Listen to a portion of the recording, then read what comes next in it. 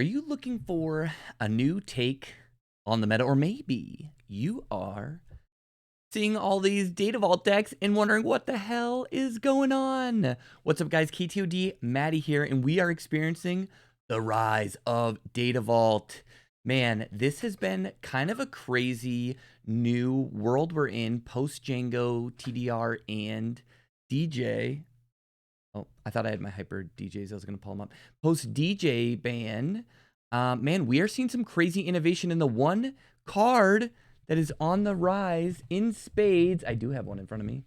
Is Datavault. For all you people who pulled the Datavault in your rare slot and were bummed out, no longer you can be bummed because this base is rushing. We are seeing it take over PQs, regionals, do well at sectors with all different types of leaders. So it's really interesting. And I know that Justin recently did a video on all the bases, so I would check that out to see what he has to say about Datavault. He's a big math brain guy and has some interesting points there. But we're going to look at some of the deck lists and some of the results and just kind of talk about Datavault and why I think it's pretty popular and good, and just give you different perspectives on it. So without further ado, I'm going to go into a new tab. All right.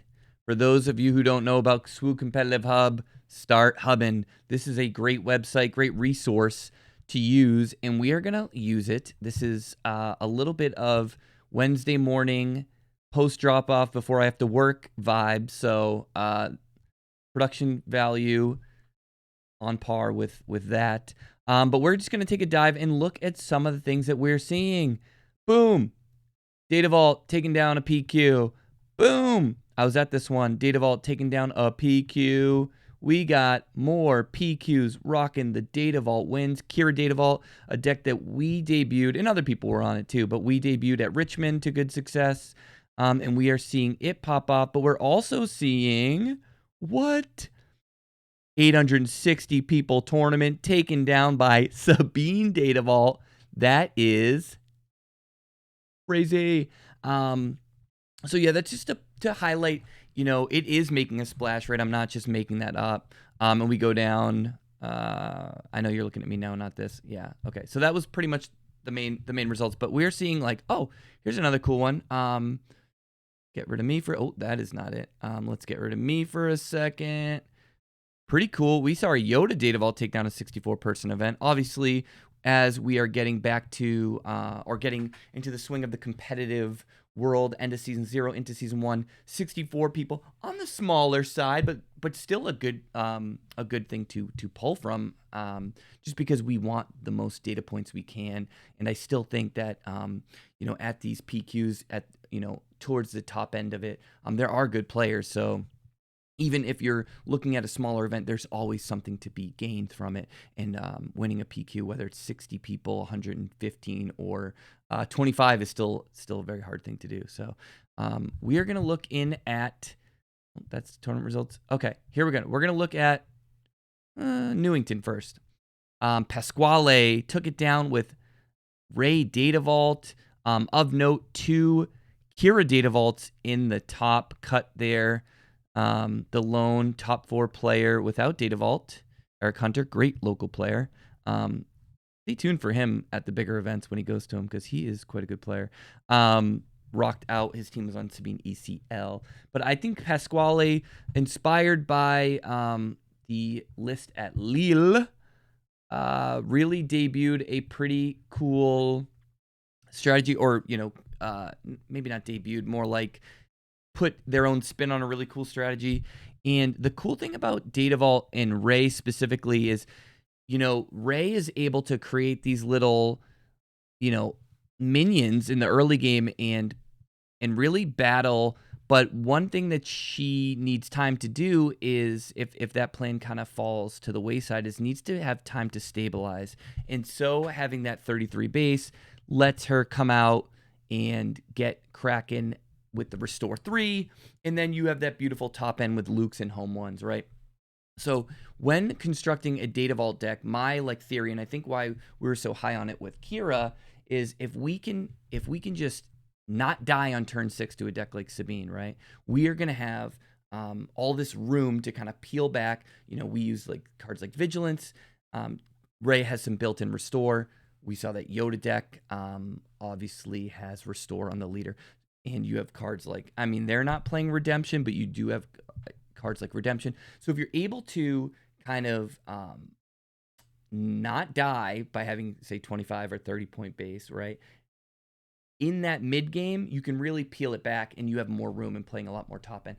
I played Hantu Datavault after seeing kind of it make a little bit of splash at Richmond and win a showcase. I was like, man, I need to get on this. This looks cool, and put my own spin on it, and came 14th. I went 5-2. Justin eliminated me in the penultimate round, and I played the last round for tiebreakers and actually played a mirror match. Mirror in leader and base, but not in like actual deck list. But I think the point that we're seeing here is the 33 health is letting you be at 15 life and feel a little more safe. And that's nothing to sniff at. I think when I first saw the base, I was like, man, 10 cards for 3 base life, that seems like a trap. But what I'm finding is when you take all these deck lists, when we're running 30, and this was really apparent in the Kira deck, when you're running the 50 cards, you have a lot of 1s and 2s. Well, when you can bump those up to 2s and 3s, you can actually, you get a small percentage increase on chance to draw them. I think it's like 1.5%. So right off the rip, your chance to draw something, the math isn't as bad as the game goes on, right? And that's my understanding. Check Justin's video for all the number crunchies, or if you think I'm wrong, hit me in the comments. Love to see it. But the other thing is you're going to have more options in your deck. So you can play cards that maybe you would have had to sideboard. And I think that's a really key point. And I know we've talked about it a bit in some of our podcasts, whether it's our weekly competitive tier pod in the Patreon or on the big pod, but you're gonna see cards that you wouldn't, and so you can't really put a price tag on that.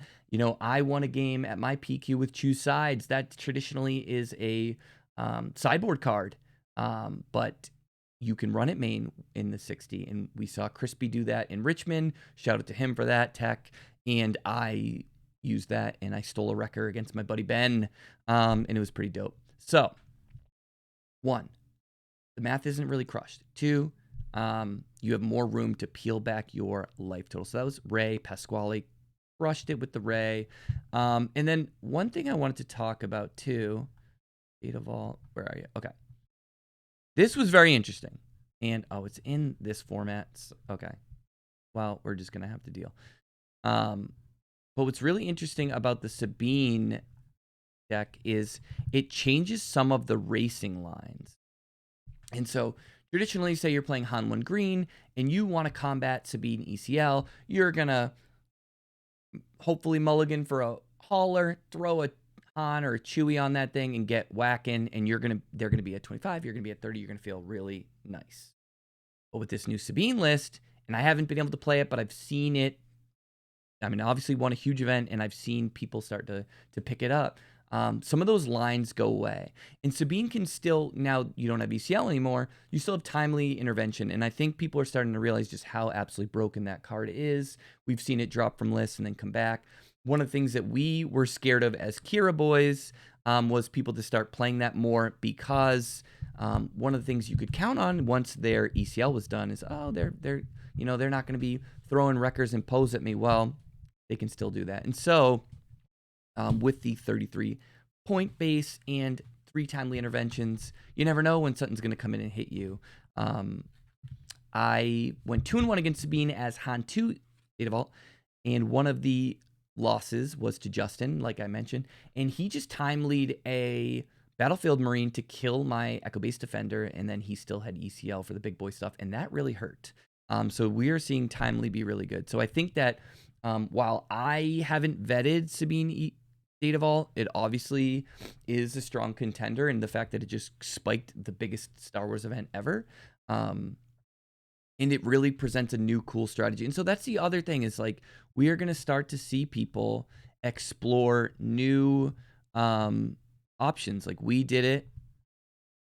So zoomed in. Here's Tada's list from Richmond. We did it with Datavault. And again, like I'm talking about, we got to play main deck Devastators. Usually you can't do that.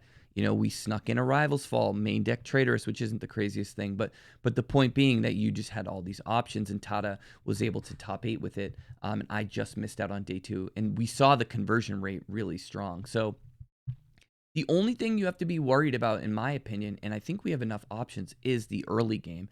And so one thing that can happen. Nice one Onyx Squadron Brute, because you didn't have an Inferno for Mr. Tada. One thing you just have to be aware of is your first turn place. I think that is where the math can kind of be scary, is just making sure you have enough stuff to do on turn 1. And then as the game goes on, I think your draws actually smooth out a bit, or at least it feels that way. And I think there is some data to back that up. One of the other things I wanted to talk about is, like, where could we be going with this? Oh, that's my alarm, because I have something to do. But we're gonna keep on with this video. So I would say, where can we go with this deck? We've seen it in Sabine. We've seen it in Rey now. Yoda, that makes sense. Where else can we go? One deck that I was testing beforehand was Palp, right? That's a set 8 deploy leader. He takes some time to get out. How can we give him room? We're going to give him 3 extra base points. And we also have draw to counteract the extra cards. And double green means you can play something like Command, which is, I think, underrated. Although I might be in the minority. I love that card because not only can it, like, do the ramp thing, it can win attrition wars by getting you back your big stuff. So I love Command. That was one. Han 1. You know, we've seen people try to play pilot version. We've seen people try to play the you know, we'll call casino, the ramp into, you know, U-wing with some off aspect stuff. You can actually see if you can meld a little bit of that together, because the ramp deck, while very the pilot deck, while very strong, we're seeing a lot of main deck hate. A plan B is not a bad idea. And one thing that I've been trying to build into my deck is, like, dual modes. Okay, if things go right, I can do this thing. If not, I can go the other way. And I tried that with Han. So Han 1, that's a good option. We saw it in the SWU competitive tournament results. Somebody rocked out a CAD. Oh, we didn't see it. This is 14 people. But someone won a showdown with CAD Vault. Yellow, green villain, cunning command villain, was a thing back when Bob was around. I think that's an awesome place to explore. So I think that that is the trend we're going to see, is people are going to try to see what Datavault decks they can be building. And we're going to get into, I think, a pretty interesting mid-range duke out. And then from there is, like, do we go way above with crazy, you know, Bosk blue or yellow blue villain control? Or do we go under and we're running, I don't know, mono red yellow Kylos and stuff like that? So that is where I want to see, like, how the meta reacts. But I think we're about to hit, like, Minnesota, in my opinion, is going to be like Datavault City. We're going to see every which way Datavault, because I think that people are starting to kind of realize that it is not a meme base. It's not just for the 62 card playing homies. It's for everyone. And so I personally think that Kira Datavault is one of the best decks right now. Obviously a little biased because, you know, we're at kind of at the forefront of that and we like our Kira. But yeah, man, I am just curious to see where this all goes. And I think that there's a lot of room for innovation. Like, is there going to be, you know, Anakin Datavault? Is there going to be freaking the pilot decks? Like, who knows? But that's where I'd be looking.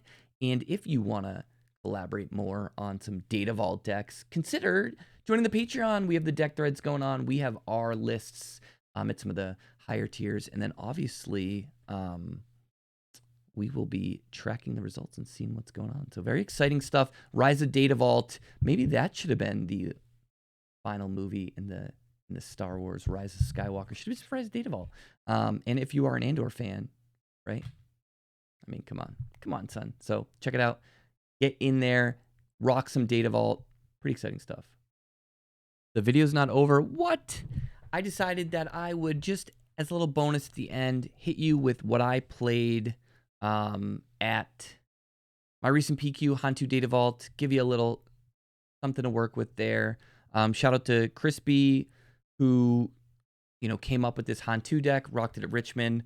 I checked it out, added some things from my perspective, and really loved it at my PQ. I mean, going 5-2, I can't really be mad at that. I lost to 2 really good players, a really solid Cure 30 player and Justin on Sabine. So without further ado, let's check it out. Okay, so one quick note. In the sideboard, I actually ran a 3rd EBD and a 3rd Mon Mothma. Reason being, I found that Sundari Peacekeeper, at least for me, was just not doing enough of what I wanted. I ran 2 main deck Chewbacca's because I wanted to be ready for control. I also wanted to be able to make a big thing in the skies when I needed to. And I just wanted to talk about some of my favorite cards from this deck. Rebellious Hammerhead is actually kind of insane to the point where, like, I'm really trying to get that 3rd Mon back in. But I need my 3 Battlefield Marines because I found that against Sabine and some other decks, I wanted to be fighting on the ground early and I needed that 3 power. But Mon Mothma generates nice card advantage, and that's really important to get your Hammerheads online. Hammerhead is like central to winning some matchups that I found, like being able to kill Kira on flip. Just point blank was really good for me. And then, having the option to match ramp with Cham, Blue Leader, MVP. You can play insane top end, like I talked about, because of the Datavault, the 33, and you have a little bit of restore with the home one going on. I didn't really miss the restore from Sundari Peacekeeper because you have home one in Walker, but I'll always kind of keep an eye on that because that's one of the points I brought up earlier, is like stabilizing with heal is kind of nice, like when your base total is high and you can peel it back, where you couldn't if you had 25. Mace Windu was kind of insane in this deck, playing him on 6, especially if he attacks into something and lives. Really presents an interesting challenge for your opponent.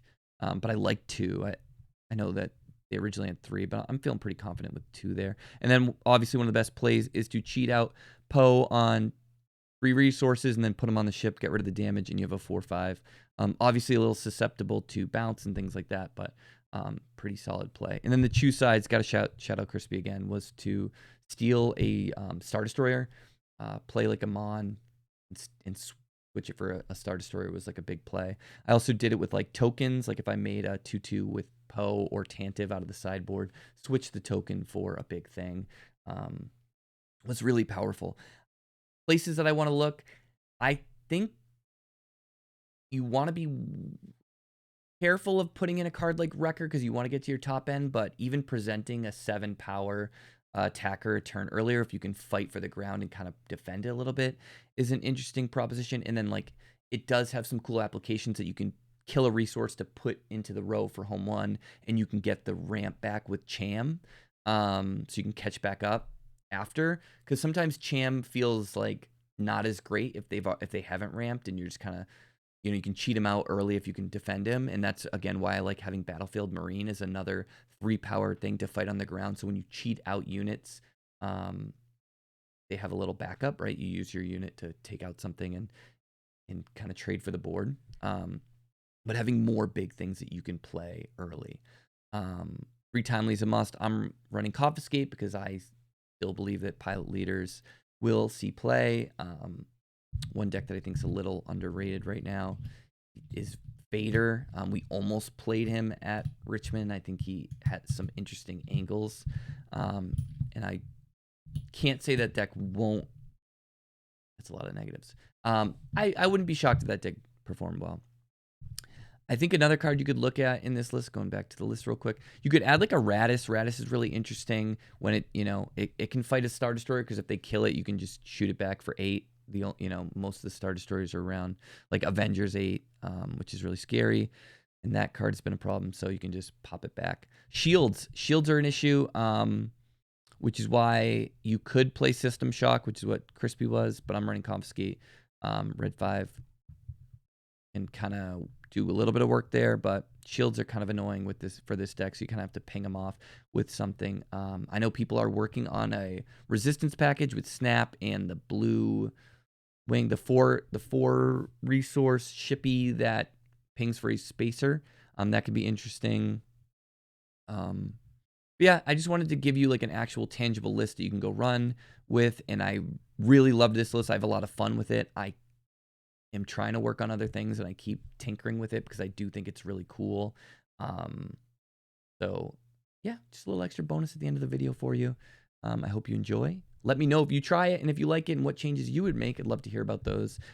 Are you rocking Great Dragon? Do you want your K2s and your wreckers in there and go more aggressive, or are you cool with the big stompy plan? So yep, that's what I got for you. I hope you liked it.